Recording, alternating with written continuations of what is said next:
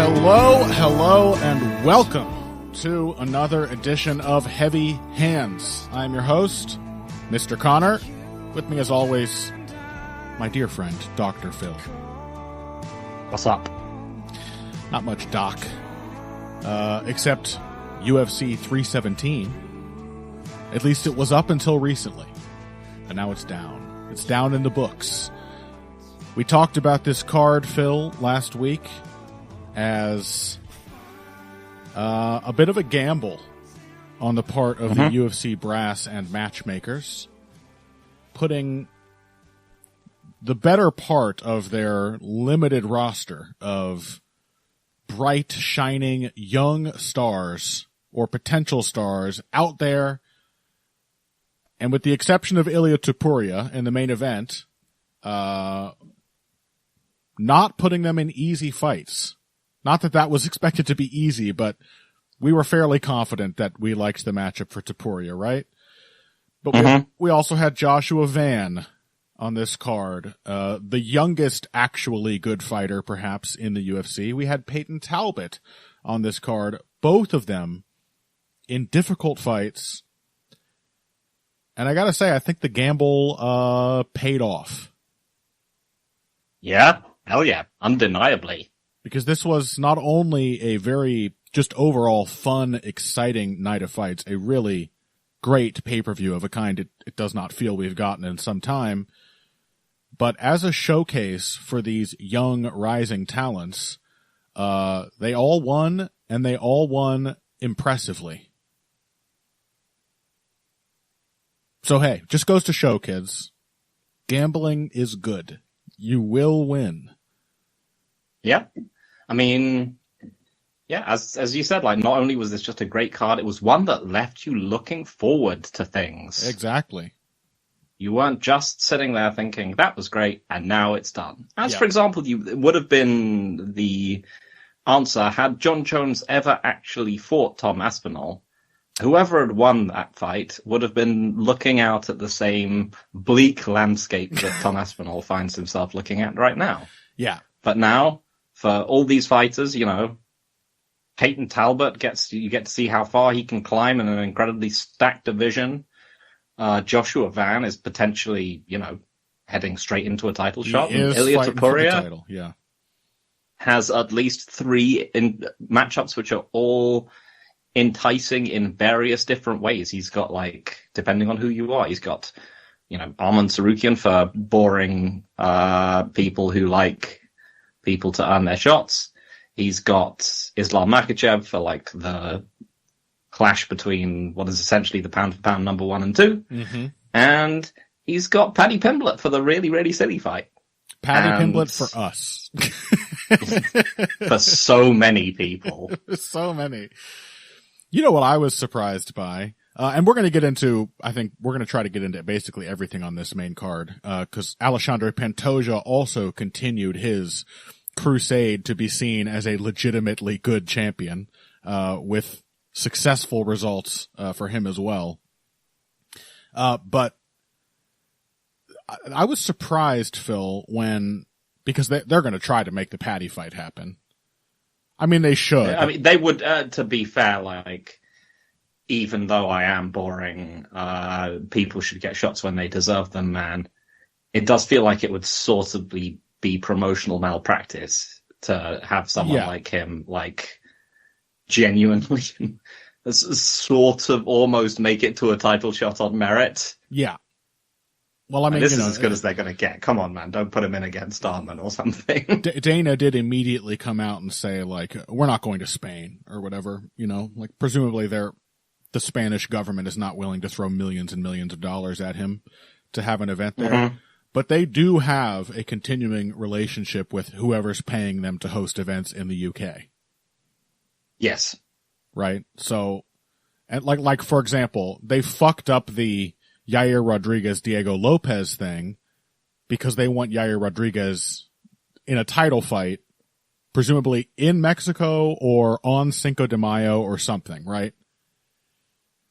Yeah. I imagine that's the reason they're doing that instead of the obvious There is some promotional malpractice there, but there are probably other incentives for them to make a title rematch that no one who actually cares about the sport even cares about. But even boring sickos like us, who think this is an actual sport and therefore want to see Arman Tsarukyan get a shot, we can't deny that Paddy Pimblett getting obliterated by Ilia Topuria would be really cool. And the UFC can't deny that British fans would like to see that possibly in Great Britain. So, yeah, I say go and, for it. You know, and British fans getting themselves hyped up for what really they and everyone else knows is going to be a brutal humiliation is a long-standing and proud tradition. Yeah, that's like your guys' Christmas or whatever. Yep. You can't see me, but I'm saluting right now. Yeah. So, let's talk about it. There's not a whole lot to say other than to discuss what comes next, because, I mean, we did expect a quick knockout. We thought it was at least highly likely, and it was even quicker than that. Ilia Topuria took care of Charles Oliveira in less than 2.5 minutes. Yeah, so people have obviously been bringing up the Conor comparisons.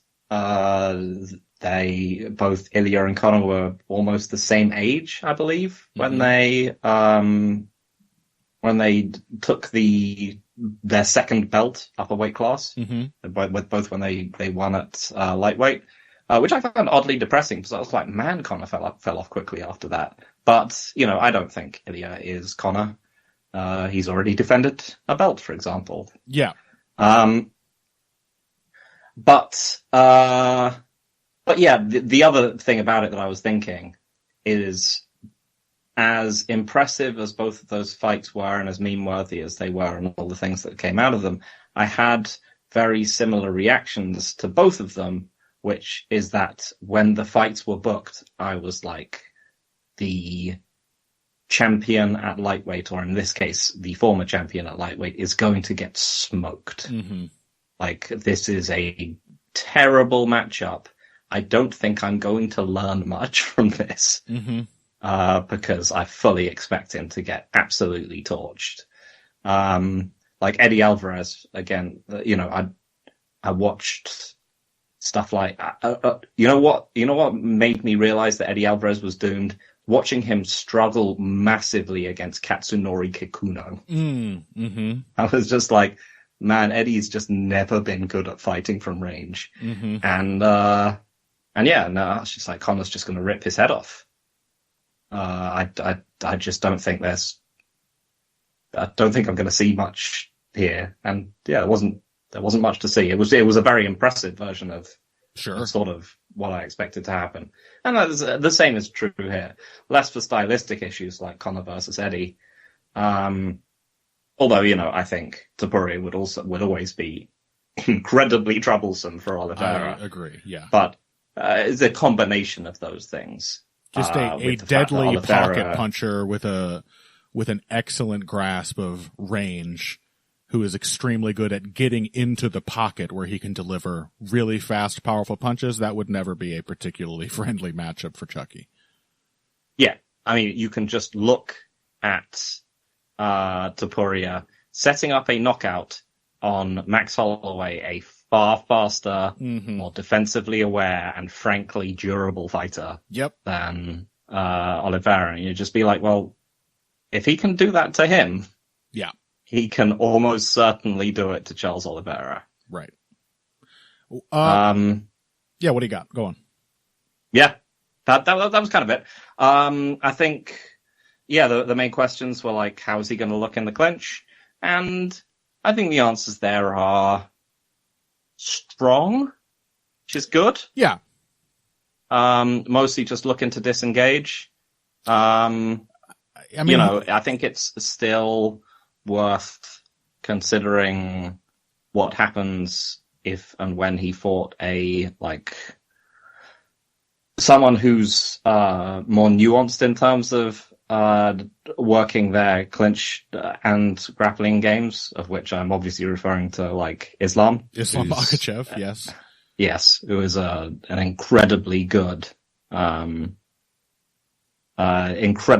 sort of blending clinch offense with takedowns. So that's still a bit of an open question. The idea of that Oliveira would be toast if he got pushed back against the cage didn't need to happen because he got smoked. Yep. On the counter, but again, that was also sort of accounted for. It was like, if he's not going backwards, he's probably going to die. If he can't be forced backwards, he's probably going to die very quickly. Yeah. So it did end up being a bit of a going out on the shield kind of fight. But yeah, Topuria passed Oliveira's guard very quickly. Yeah, that's what I was going to say. The one thing we did kind of get a look at was Topuria having to wrestle defensively and grapple very briefly, it has to be said, against a big, strong grappler. Mm-hmm. And he looked fine. Yep. I just don't think it's a particular stylistic concern, really. Obviously, a match with somebody like Islam or Sarukian, possibly even Pimblett, who I think we have been guilty of underrating in the past as a physical presence. Obviously, those might be different things, and we did talk about Charles being pretty clearly not the fighter he used to be last week. But hey, it was a little look at something that could have been a surprising area of difficulty, and Topuria certainly had no trouble dealing with it briefly in less than half a round. Yeah, but in general, this is definitely one of those performances where it's awesome and meme-worthy, it looks great on the resume, and I don't think it's helpful to take much away from it. Mm-hmm. In the same way that, Conor versus Eddie was simply a visibly terrible style matchup that was always going to go one way. Right. This was also that. And so, yeah, whilst it's, it was impressive and exciting to watch, and I'm incredibly excited to see where Ilia Topuria goes next. I don't feel like I learned much about where he stands at lightweight. Right. It was sort of a ceremonial anointing of Topuria as lightweight champion at the end of the day.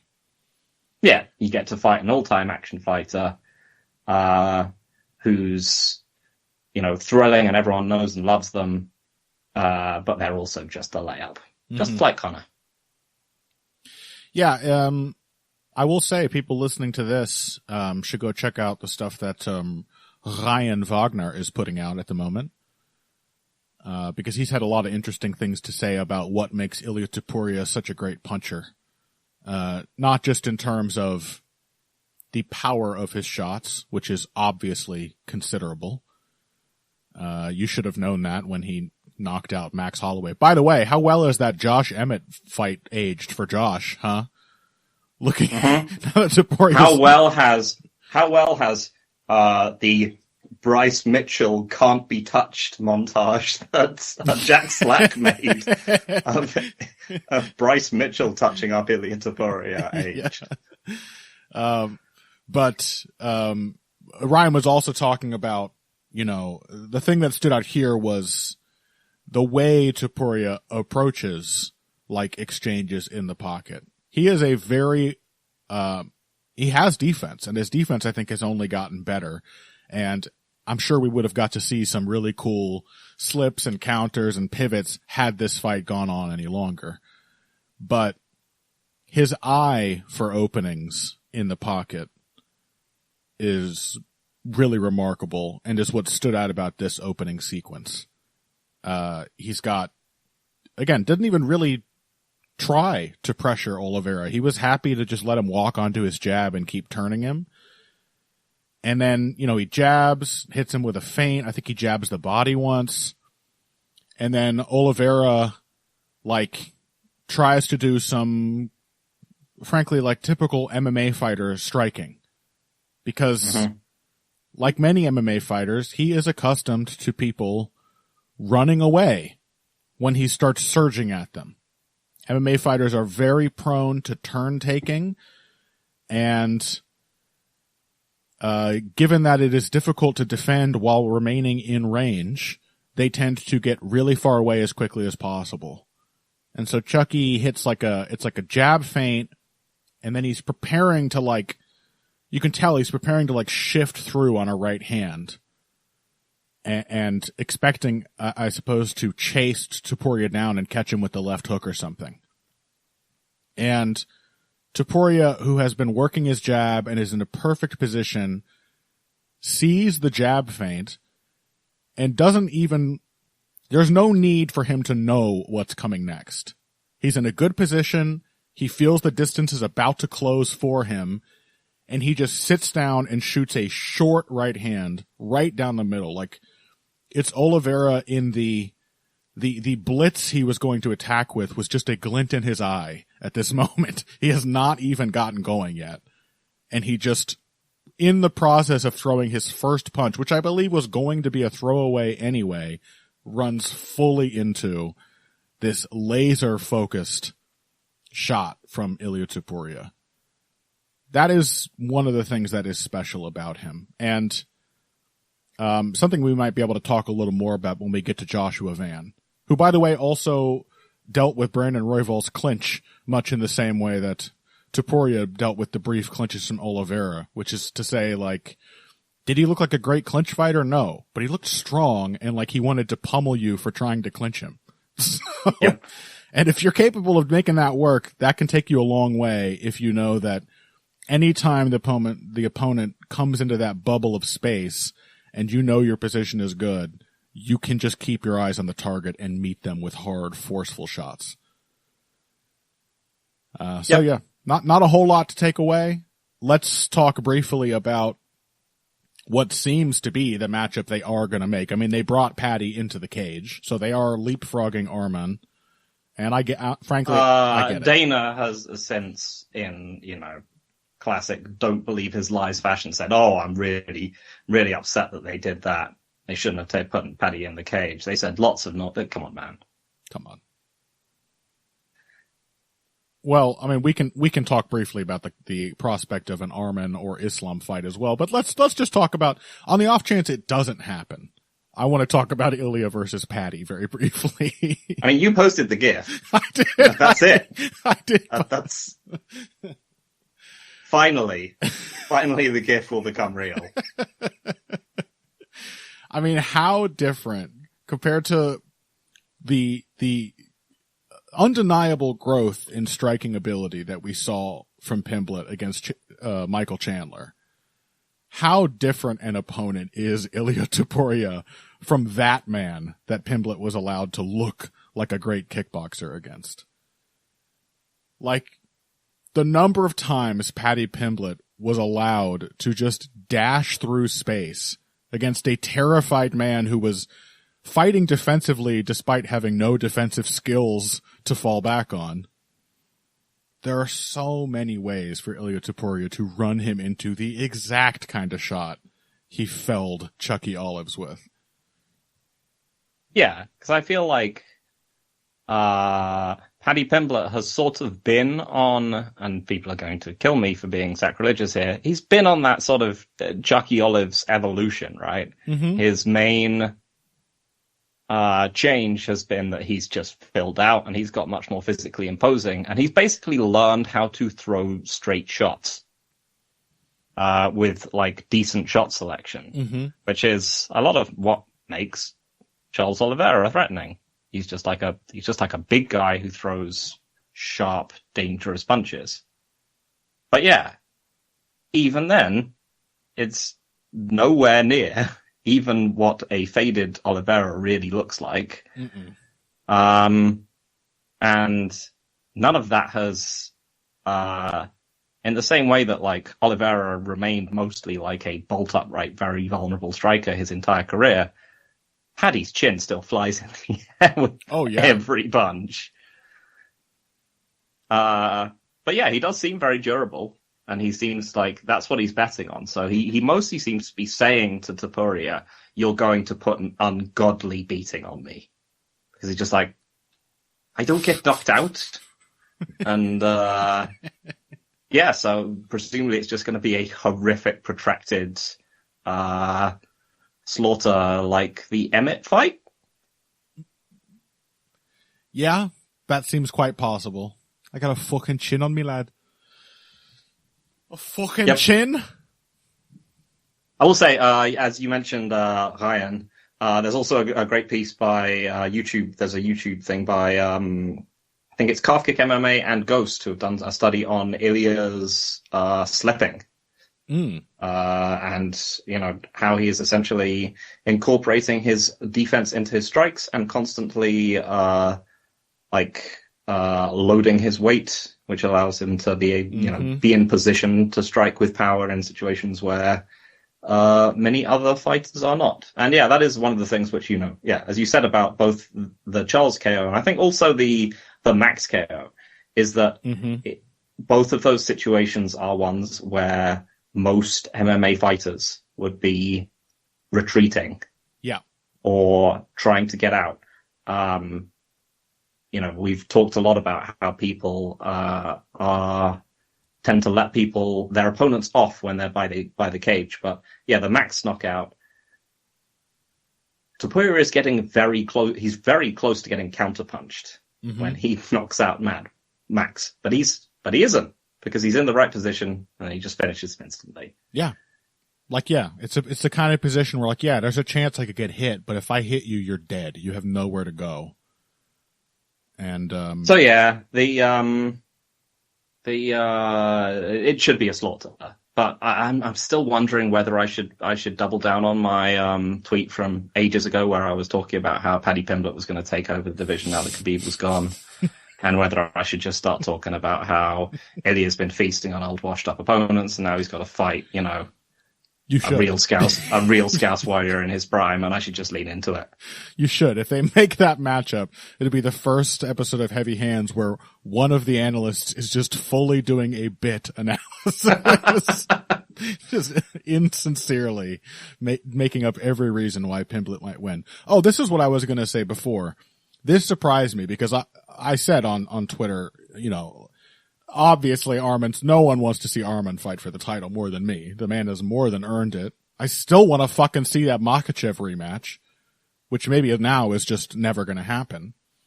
But I said, Paddy Pimblett certainly deserves what's coming to him. And there's a sick part of me that wants to see that. I was surprised by the number of people I like and respect, responding to that saying, they want to see Paddy win because people just hate Ilia Topuria. Why? I don't understand. I guess I do understand because I'm a lifelong contrarian myself, but. Yeah, that's pretty much it. But don't you have to, when you get also, he's a smug guy who calls his shots and says, I'm gonna knock this guy out in one round. I'm already the lightweight champion, and all of this has been written, and I'm just, but it's one of those things where he's right. He is actually correct. He did win that really pretty easily. I don't know. I guess always going to. I guess I have to go back in my mind to the time when Conor McGregor's rise was occurring, and a lot of these guys, I think, came into their love for this sport after me. And so Conor McGregor was already a thing at that time. Maybe he's the reason they got into it in some way, that elevated it into their field of view, and they got into the sport. And I think there was a definite thing at the time when Conor McGregor was coming up where I was begrudgingly having to praise him. Yeah, but that's because he's a twat. Yeah, he got on my fucking nerves. And yeah, but he's like in retrospect, that was a good take. He's an evil man. yeah, I don't know whether that's true of Topuria, but the Topuria, the main thing is that he's beaten some of the most beloved fighters in the sport, right? yeah. And the difference is for a lot of us is that we've been here at this point now. Is that I really loved Mike Brown, and I was devastated when Jose Aldo beat him, and then I really loved Jose Aldo, and after a while you're just like, you know what? I'm really sad that you lost, but I do not hate the person that beat you. Yeah. I mean, fuck, I watched Max Holloway's entire UFC career and like talked about every one of his fights and stuff. Like, I fucking love Max Holloway, man. Nobody was more excited to watch him finally get his long-awaited title shot and make it happen. And even though it was Jose, I was like, yeah, Max is now also one of my favorite fighters. Sucks it had to be Jose, but I didn't react to him the way I reacted to Conor McGregor. I guess he's got a different personality from Ilia, but I suppose as someone who just doesn't pay much attention to that side of things anymore, unless I know there's going to be something particularly stupid that I'm going to hate watch, I just look at him and say, like, he's a Jose Aldo. Like, as somebody who always loves the underdogs, Jose Aldo has always stood apart from many other of my favorite fighters. Because, like, he's a fucking athletic cheater. He was just made to do this. And is also a brilliant technician. And that's Ilia Topuria to me. Like, yeah, he's like, clearly he has like fucking natural power. He's insanely fast. He can just think in the moment at a rate that other people cannot compete with. But he's also technically brilliant and really cool to watch. So like, I don't have any negative feelings towards him actually. Yeah, I mean, as I said, like there is just a natural thing when the new guy comes up, especially if you're still involved in the kind of fandom where people are shouting at each other all the time about who's good and who isn't. Yeah. Which I think both of us are a bit too old for now. Yeah. But think of how people didn't like Alexander Volkanovski. Remember how much people hated Alexander Volkanovski at times? I do. Like, because he beat Max and Aldo? Yeah. Like, yeah, you're what right. is there to dislike about that man? Good question. Yeah. And I have no reason to think that Ilia Topuria is half as charming and likable as a guy as Alexander Volkanovski. Yeah. But yeah, right? You're right. People were even rooting against him. How dare he? Yeah. How quickly things move on, eh? Now Volkanovski is the old guy that everybody loves, and they're mad at Topuria for beating him. Yeah, I mean, exactly. That's just how it goes, right? The cycle continues. Just cycle continues. All right. Well, I, for one, am very much looking forward to seeing how much farther Ilia Topuria can go. He's fucking brilliant. There's just no denying it. He is an all-time great talent. End of story. Mm-hmm. And, on that note, let's take a break, and when we come back, talk about somebody else who maybe also deserves to be regarded as a bit of an all-time great talent himself in flyweight champion Alexandre Pantoja and his fight with Kai Kara France after this. Hey everybody, thanks for listening to this week's Heavy Hands. If you like what you hear, please consider pledging to support the podcast on Patreon. Patreon is basically continuous crowdfunding. You sign up to contribute a certain amount per month to help us with production costs and the like, and in return you get rewards ranging from a mention on the Heavy Hands website to a question or topic of your choice being discussed on the show. We have a lot more in the works to reward you for your help, and we appreciate every contribution. No amount is too small. Just head over to patreon.com and find how you can help out the only show dedicated to the finer points of face punching. Now let's get back to it. Welcome back to Heavy Hands. Let's talk about the co-main event of UFC 317. Alexandre Pantoja defended his belt successfully against Kai Kara France, the fourth successful defense? Third? Fourth. It feels like it's more than that, right? It's his 5th straight title fight, his 4th successful defense. Yeah. That sounds about right. And as I said, and I was annoyed the way Joe Rogan was talking about this. Of course, I'm annoyed at virtually everything Joe Rogan says. He's really, really bad now. He's so bad. It makes me look back wistfully on the time when I was already complaining about him 5 years ago. He was, it's exactly like looking at Shogun when he was fighting Alexander Gustafsson and thinking, oh God, Shogun's washed. And then you're like, years later, you look back at him then and you're like, God, Shogun looked like a god in that fight. He was quick compared to what he looks like now. He was quick and athletic and, oh my God. Yeah. You go back to listen to old Joe Rogan commentary and you're like, man, he was in his prime back then. He really was so, at least on some level, aware of what he was looking at. He really was. He's become like, I mean, in some ways, maybe this works for the UFC because Dana managed to be very successful as sort of the face of just a UFC audience member. Yeah. He would just get mad about boring fights and get pissed off at fighters who he thought they did dumb things and so on. And, he was just like the avatar of the people watching the sport. Mm-hmm. And now it feels like Joe Rogan is just that guy that quite likes UFC and has heard a bit about it. Yeah.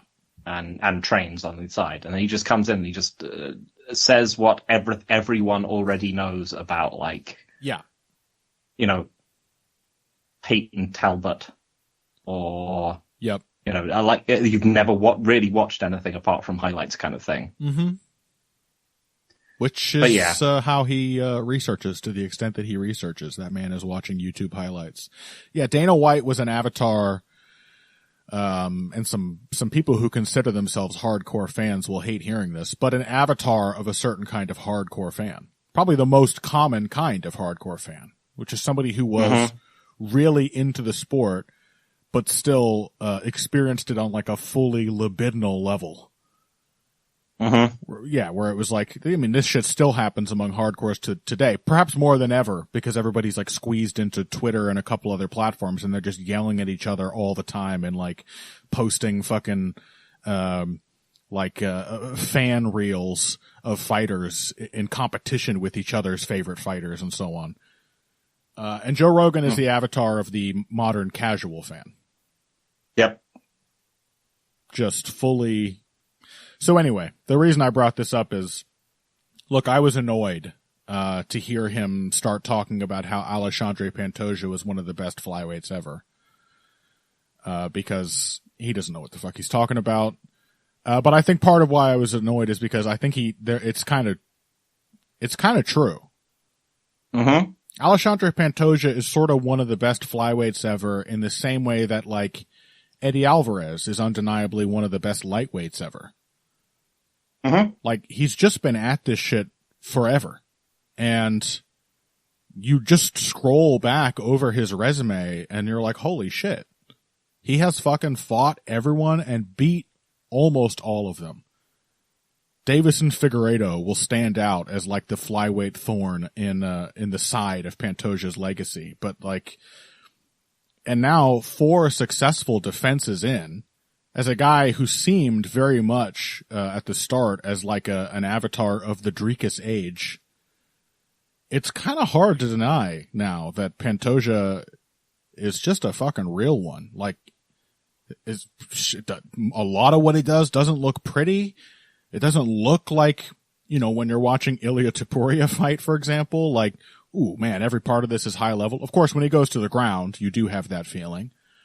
But a good part of his fights is spent on the feet, where it looks very meat and potatoes, just a sort of simple understanding of how fights are won and what the objective is, and not a ton of craft or subtlety in there. But the achievements speak for themselves, And not that Kai Kara-France is the greatest of those achievements. In many ways, I mean, we said this last week, I believe. He's pretty much the same matchup as Kai Asakura for Pantoja. Mm-hmm. But, fuck, man, like, Alexandre Pantoja just, like, it was still a Pantoja title fight in that, like, there was a moment pretty quickly in where he was not looking great. He was like, oh, he's tired. And the shots are coming really sloppy, and Kara-France has finally, like, decided to pressure him a bit, and it just didn't matter. He just found a way to get to his fucking back and finish him. He just doesn't lose. Yeah.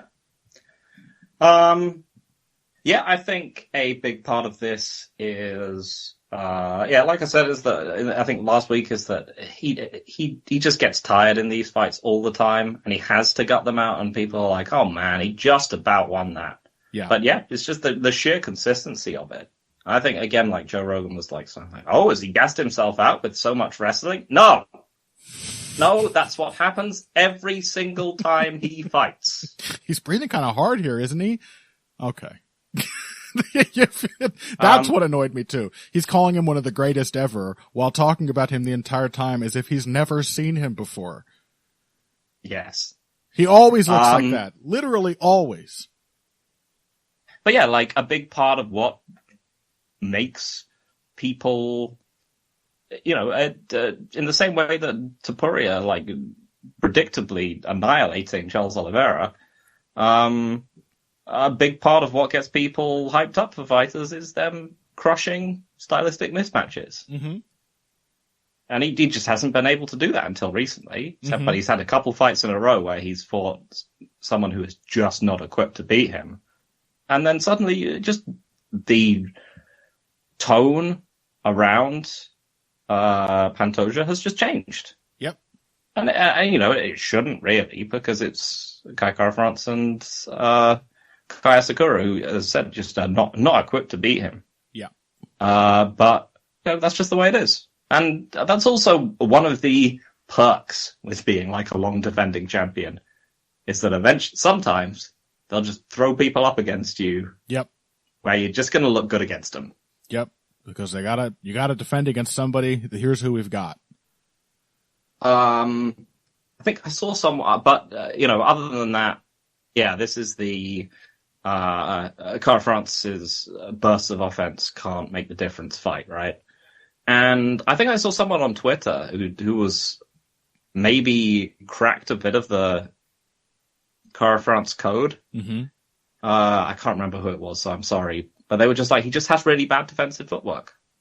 Yeah. He just scuffles backwards in a completely straight line every single time he's forced on the retreat.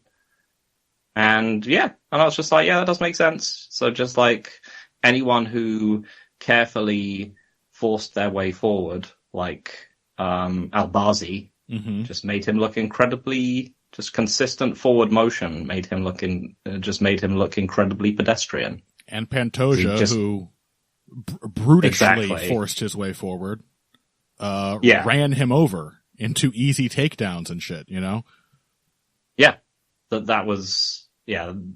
So that was one where, like, I was like, that does make sense. And it reinforces why. Because I just thought this was a bad matchup from you need dynamic moments to change this fight. You're not going to get them against someone who's immortal perspective. But it was also that as soon as he's on the back foot, he's just a much, much worse fighter. Which is, it reinforces that idea of Kai Kara-France as being sort of fundamentally quite broken. Yeah. Because he wants to counterpunch, but the minute he moves backwards, he's in terrible trouble. That's bad. I mean, a lot of his big counters and stuff come when his back hits the cage because he's just like forced to look for the openings. Doesn't have that full on retreat that I think you're absolutely right. Like it was, and I'm sure the threat of the grappling, it always plays a part in matchups like this. It's very difficult to be a counterpuncher when you're scared of the possibility of the guy getting you down. You're cooked if that happens. I mean, we'll talk about that when we get to the Peyton Talbot fight. Like, I thought it was actually one of the less impressive striking performances Talbot has had in the UFC so far. Yes. Simply because he had to demonstrate that he had really, really improved his wrestling and grappling. But, you know, I'm sure that played a part, but even acknowledging that, I was also struck by just how often Pantoja was able to just throw shit at him. Like, the kind of combinations that, like, Charles Oliveira got killed for even considering the moment he tried to throw one against Topuria. Just like, shift forward, right, left, end with a big kick. And every time, Kai Kara-France would immediately leap back. And it's not like he didn't have some time to settle into this fight and start looking for the openings in those blitzes. He just, he wasn't capable of looking for them until he was already cornered, and when he was cornered was exactly when Pantoja decided to start wrestling him. There was a little moment in like the second round where Pantoja was gassed, as he always is, at a similar point in the fight, and Kai started to pressure him a bit and looked like he was maybe getting kind of comfortable, but Pantoja just came out in the third and was like, okay, I'm going to go back to the blitzing thing while I've got my energy back. And that just worked. Yep. You know? Yeah. I mean, what was going to stop it? Yeah. Once again, the sensational backtake game of Pantoja and the kind of specialized wrestling game that feeds into that. Like, Pantoja is, somebody else on this card was doing this as well. Dariush against Moicano was also getting to the rear waist cinches and then he was doing like what I think of as the broomstick takedown, where you like lace your hook, what would be your hook in a back mount. You lace that behind, you grapevine the guy's legs and then like stiffen your leg out and try to drag him over it. Mm-hmm. But also like the getting a seatbelt grip and then jumping into like, what I think is called a crab ride in some wrestling circles, when you just kind of butterfly hook the back of both knees and sit. The way that Pantoja was able to, he's not a great like traditional wrestler. When he does go for shots and stuff, he muscles the hell out of him. But when he was able to get to Kara-France's back standing, he had a lot of interesting ways of just getting him to sit in his lap and turning that into a back mount. I thought that was a cool pattern in this fight, and it's something he does a lot. But poor Kai Kara-France just gave him the opportunity to demonstrate all the various ways he can find his way to a dominant body triangle back mount. Without having to hit a traditional takedown of any kind. Yeah. As mentioned, like, I don't think either of these fights were unpredictable, but at all in the way that they ended up turning out. Incredibly predictable, really. But yeah, sometimes it's just a nice capper for a interesting card to just see great fighters doing what they do. Yeah. And there is another fight that is relevant to this one, but I think we should save that for the next segment, because all I'll say now is, how many times in the past has the UFC had this kind of opportunity where they could book a flyweight contenders fight on the main card right before seeing the flyweight champion defend, and have a feeling in the air of the arena where people are excited to see these two flyweights fight? Yeah. Like, look, most flyweight fights are not as good as Joshua Van versus Brandon Royval. Most fights in general are not that good. Yeah. A tiny fraction of a percent of fights are as good as that was that fight that is probably going to be the best fight we see this year. Yeah, easy fight of the year front runner.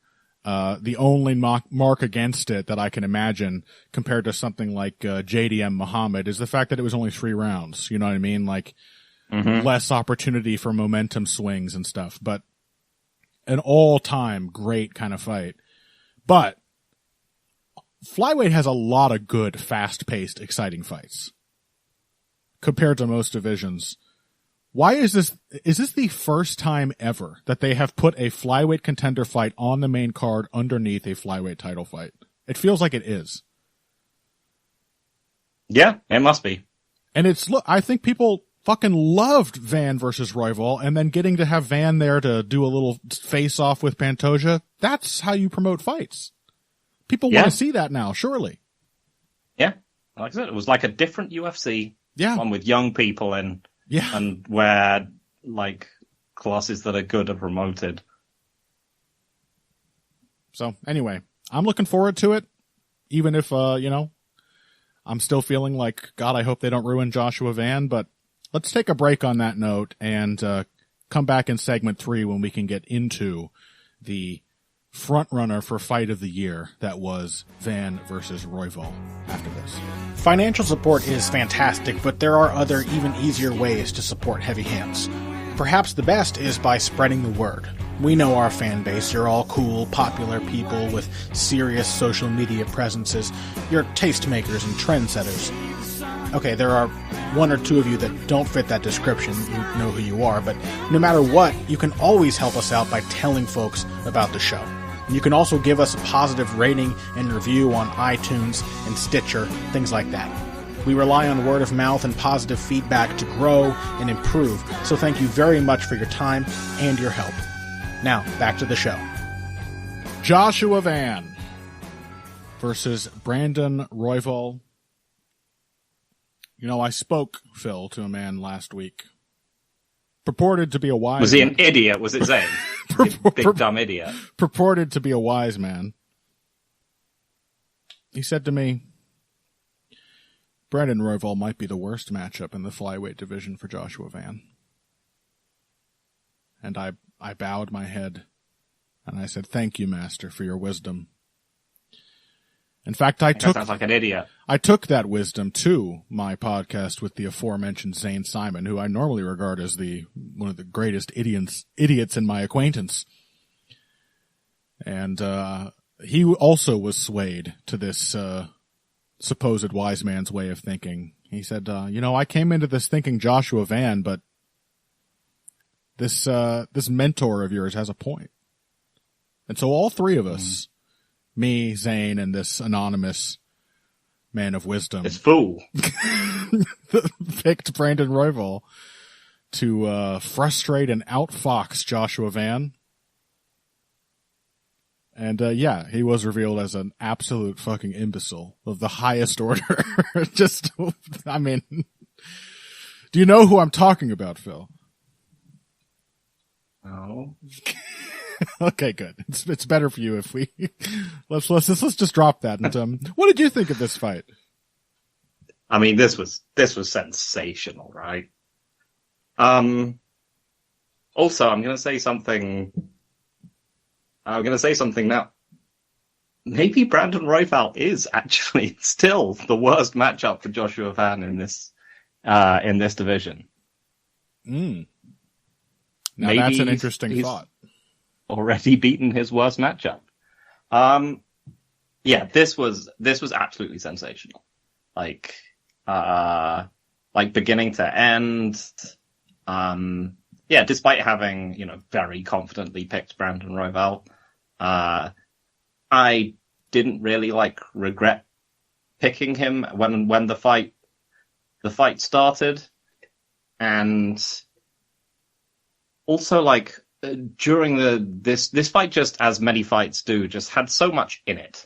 Yeah. It had because my first impression when the fight started is that Royval's just throwing out tons of feelers from range, nothing's connecting, and Van is just waiting there. He's not actively pressuring, he's not working his way inside, and my first feeling is oh no, Royval is going to leaf blower him to death. Mm-hmm.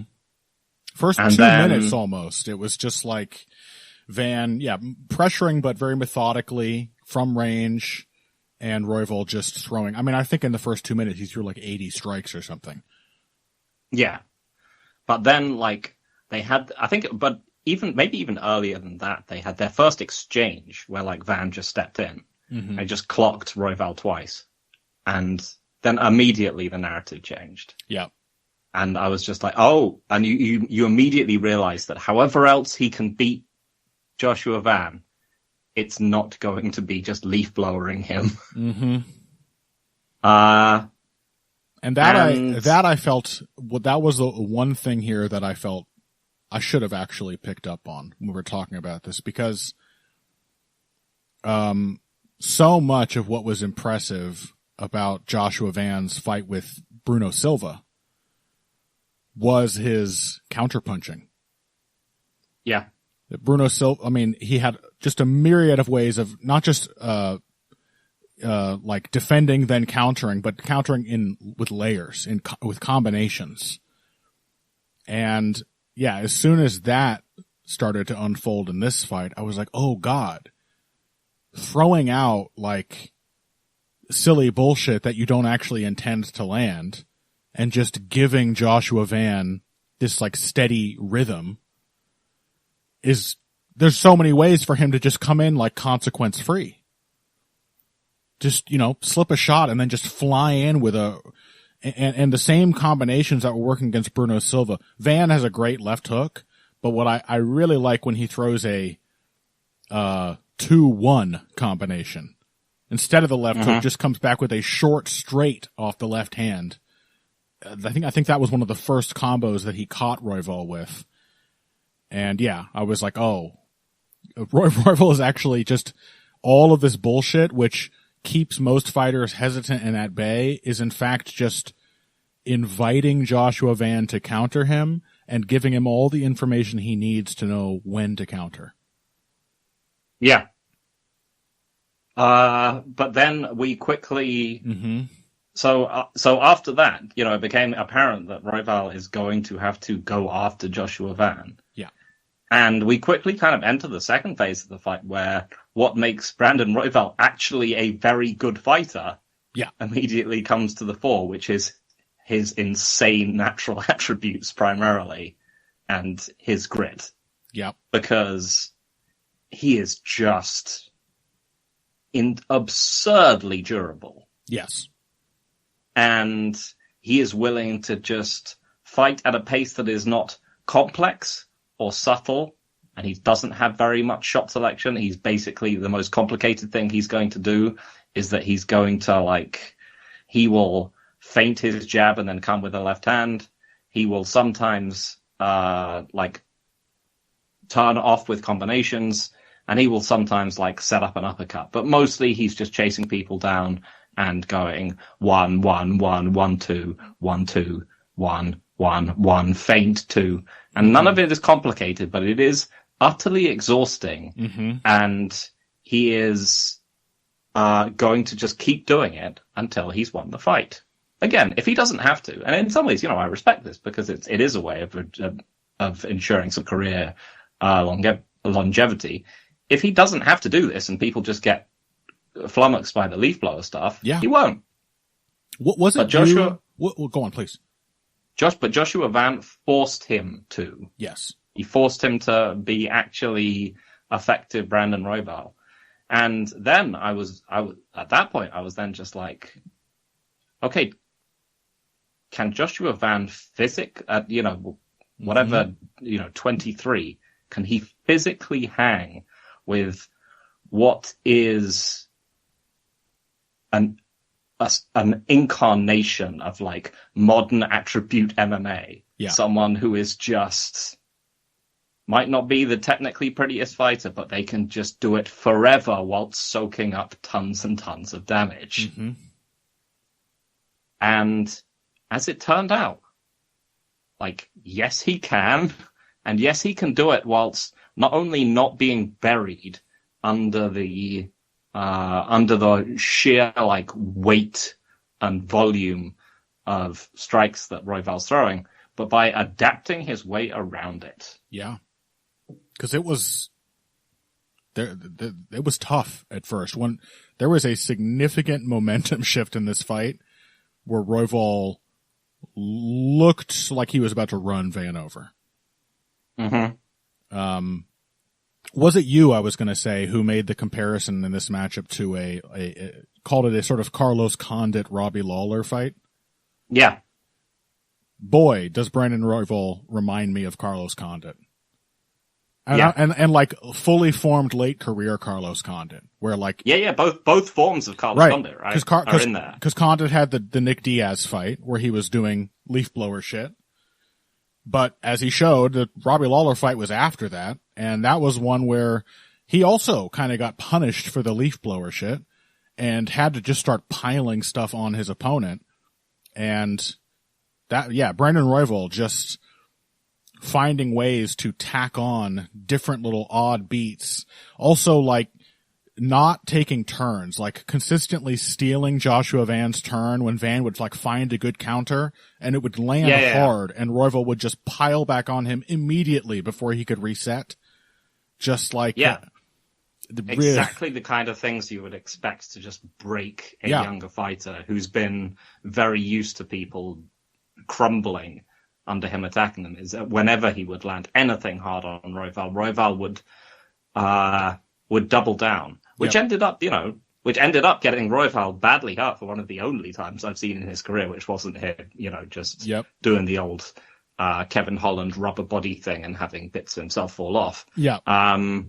But yeah, his doubling down eventually got him hurt once Van had figured him out under fire, because he doubled down and then Van hit him, and then he doubled down again and then Van started to hit him even harder and eventually dropped him. Yeah. Yeah, I thought this was a very interesting test of Van's newfound appreciation for patience. Yeah. Because that was paying off in a big way almost all the way through the first round, actually. Royval was like, Royval knew 2 minutes or less in that Van was going to be looking to time him with counters. And he tried to figure that out. Like his first attempt to solve that was to just throw more combinations, and try to interrupt the counters. But there were moments like one of the first really big shots of the fight was a check hook, an actual check hook, not just a counter left hook, but Royval was like doing the Condit thing, like shifting forward, feint, throw away, this weird like rhythmic game. And Van didn't go into a full-blown retreat, which I'm sure Royval would have liked, but just small steps, kept maintaining the distance. Finally, Royval committed, and with a lead right hand, in fact, and Van just slung a left hook over the top of it and slid off to the side. Very similar to the check hook that Cub Swanson dropped Ross Pearson with back in the day. Mm-hmm. But then, sometime in the second round, Royval realized he actually had to like make his jab a real threat.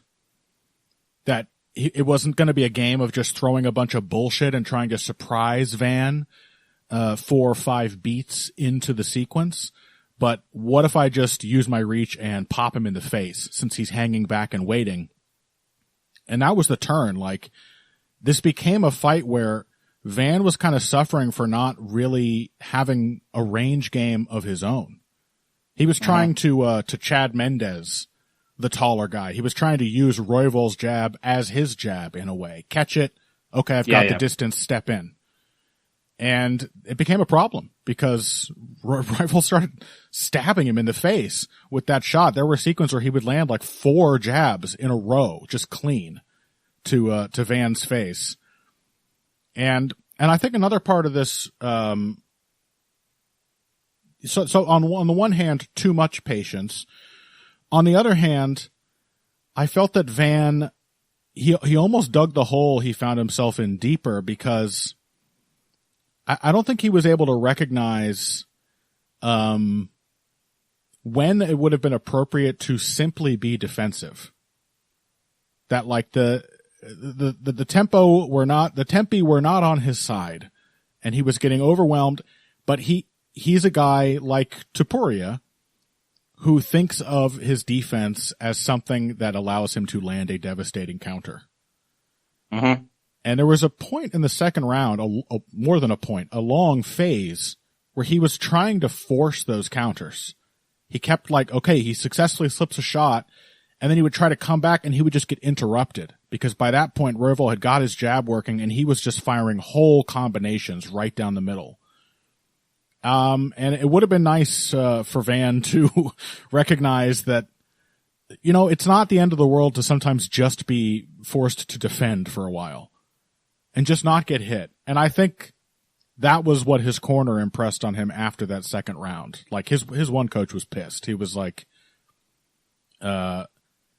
just fiercely exhorting him to move his fucking head. He was like, "You're going to move your head. What are you going to do? Say it back." He was like, and because they recognized that he was, you know, allowing Royval to come in and just trying to fire back immediately and getting drowned because Royval was just throwing 5-6 shots in a row. And even when Van did land, Royval would come back with a further 3, 4, 5 shots.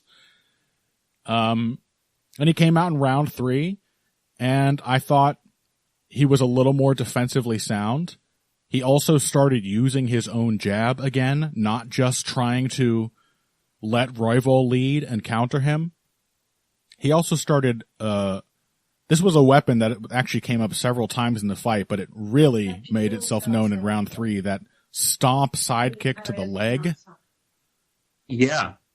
So, I mean, that was...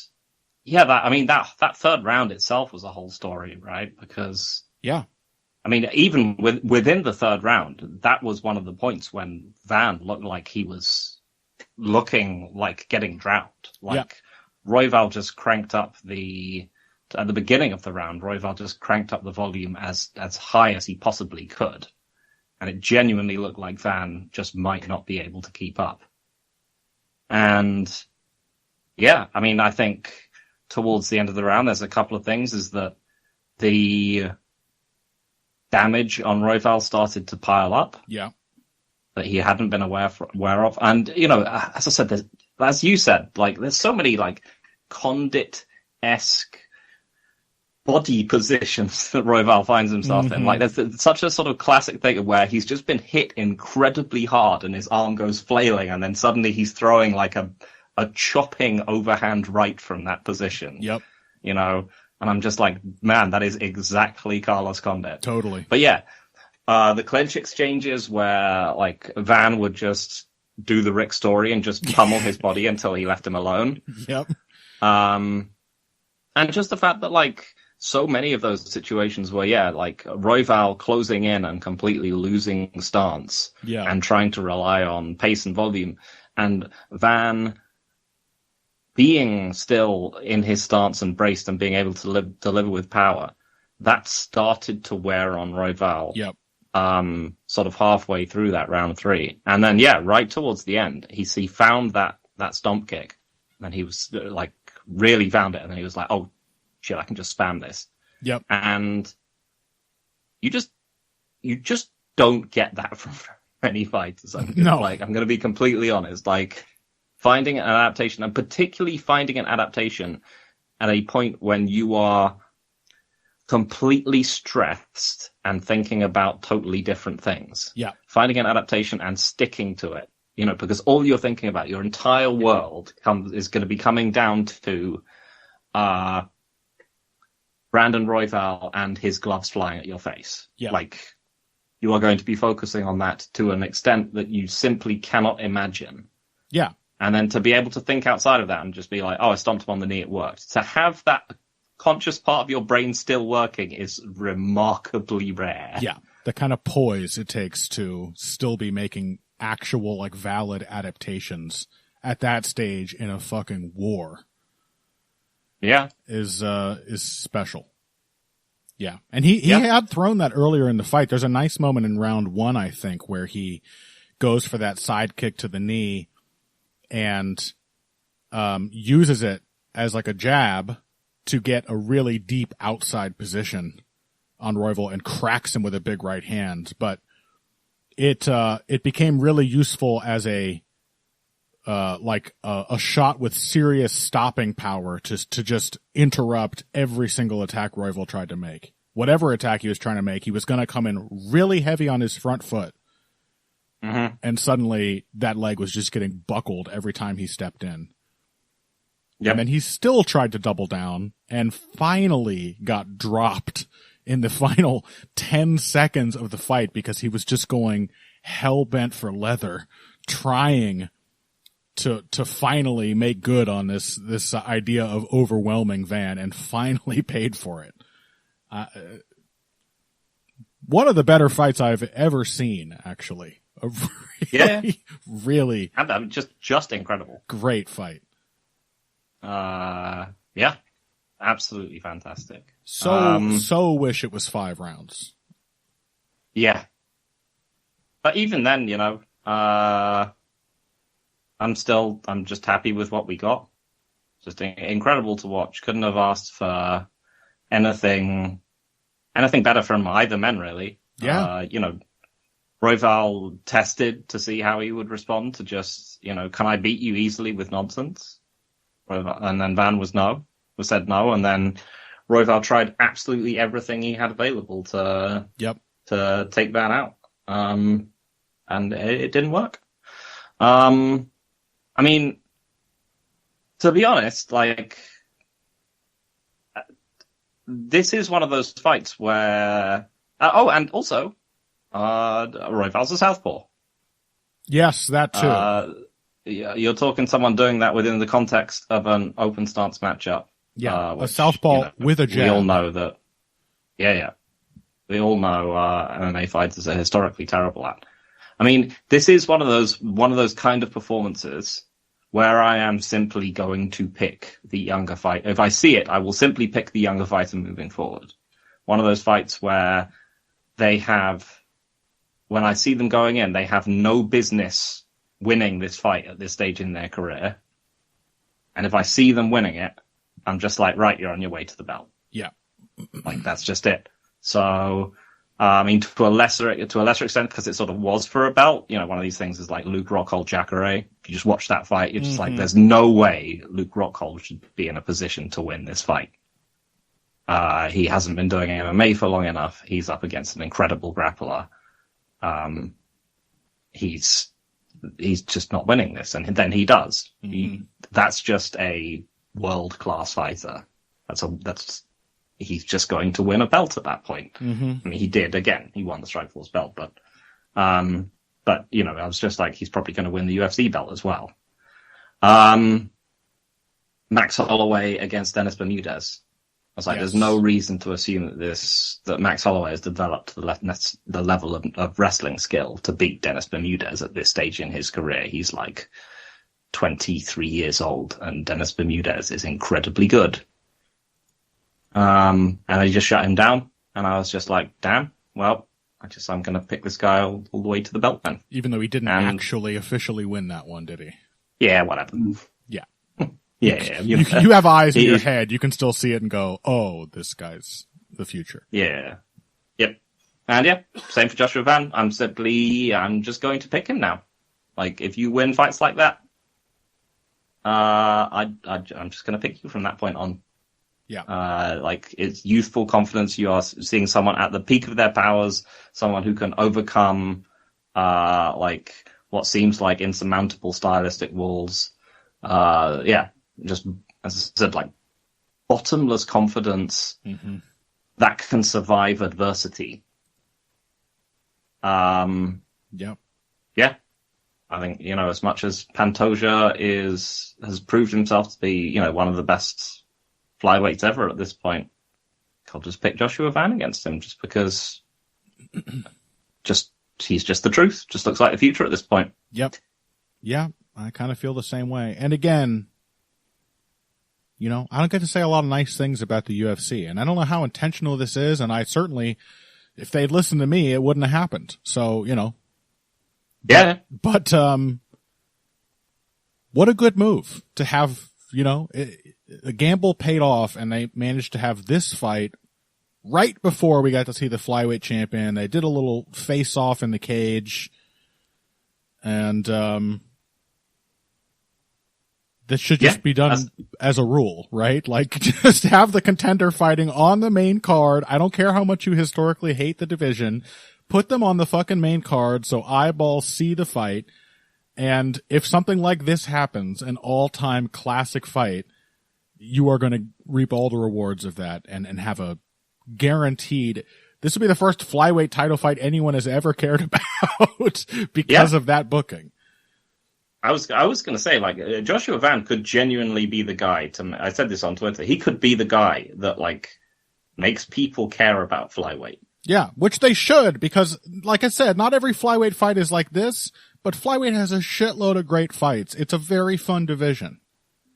I mean, Ono was basically the guy that made people care about the lower weight classes at all. Yeah, in the UFC. You know, people didn't care about the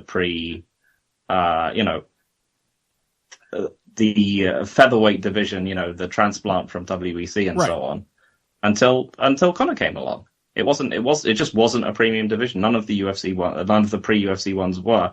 And lightweight was a sort of borderline case. I mean, I can still remember them when there were still loads of people before the WC divisions got transferred into the UFC. There was still loads of people that would complain that lightweights were too small.